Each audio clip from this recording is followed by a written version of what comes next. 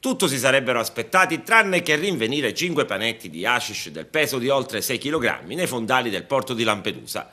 Sono gli operai che stavano provvedendo a ripulire proprio i fondali in vista dell'arrivo della bella stagione.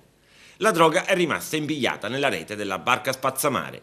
I lavori di pulizia dei fondali, iniziati circa 10 giorni fa, sono coordinati dal Comune e dalla Capitaneria di Porto, con la collaborazione di Legambiente, del personale della riserva marina, dei titolari dei diving dell'isola e di alcuni pescatori.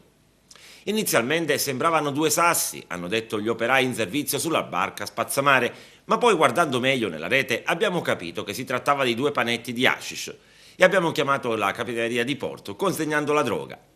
Subito dopo il ritrovamento dei 2 panetti, ha spiegato il comandante della Capitaneria di Porto, Giuseppe Cannarile, ne abbiamo recuperati altri 3 in diverse immersioni. Adesso stiamo scandagliando attentamente tutta l'area con l'ausilio di alcuni sommozzatori.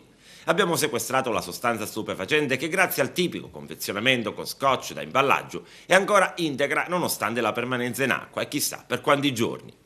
Indagini sono adesso in corso per accertare la provenienza e la destinazione della droga. L'ipotesi più plausibile è che qualcuno l'abbia buttata in mare durante un controllo e che poi non sia stato nelle condizioni di poterla recuperare.